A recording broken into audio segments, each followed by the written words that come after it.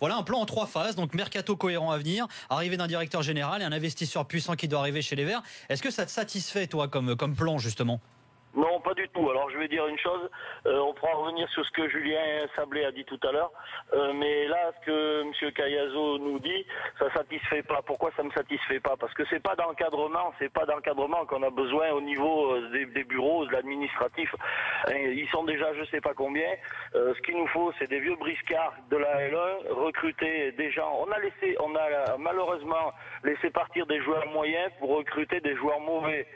Donc, non mais Pierre, il a dit ça. Pierre, il a commencé par ça. Il a dit du mercato. Oui. Il a parlé d'abord du mercato. Ensuite, il a parlé d'un directeur général en précisant de haut niveau. Je ne sais pas trop ce que ça veut dire. Ça veut dire un bon dirigeant. Et ce bon dirigeant, s'il est mis en place, Pierre, ça va être pour staffer le club et prendre un entraîneur et prendre des bonnes décisions.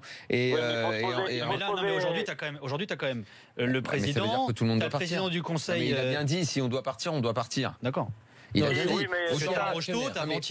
Aujourd'hui, on est bien d'accord que ça ne marche pas. Non. Donc, vu la situation, aujourd'hui, on est sur le Titanic, il est en train de couler. Donc, oui, mais Pierre, justement, c'est pour ça qu'il cherche un nouveau capitaine. Et en fait, quand toi tu dis, je comprends ce que tu dis, c'est ils sont déjà assez dans les bureaux. Oui, mais j'ai l'impression que justement, il y en a beaucoup qui vont partir. Ça veut dire que Ventier va pas rester. Est-ce que Rocheteau va rester pour être juste une sorte d'ambassadeur? Parce que de toute façon, on comprend pas bien ce qu'il fait. Est-ce que Romeyer a encore quelconque pouvoir? J'ai pas l'impression que ce soit lui le dirigeant de haut niveau dont parle Caillazo.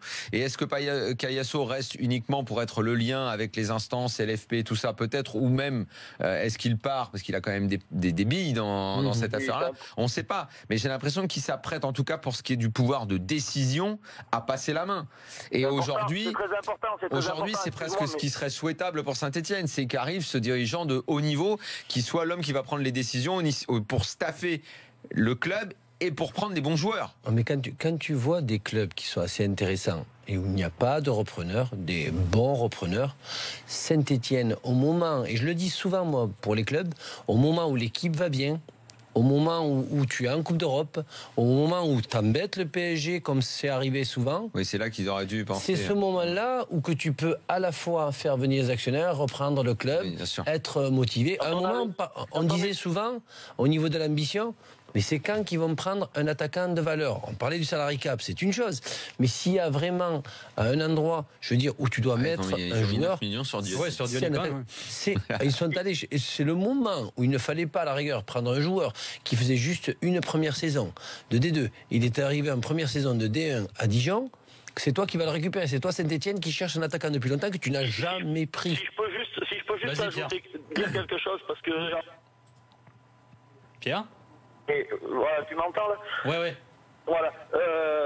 Je pense qu'à un moment donné, il faut se poser aussi les bonnes questions. Alors, la direction du club et tout ça, c'est sûr, c'est une bonne chose. Mais aujourd'hui, quand on était 6e, on pouvait trouver un investisseur qui allait vouloir venir renforcer les finances. Maintenant, c'est un peu mort. Il va falloir cravacher pour remonter. Mais juste parce qu'après, j'ai de la route et je vais être obligé de vous laisser.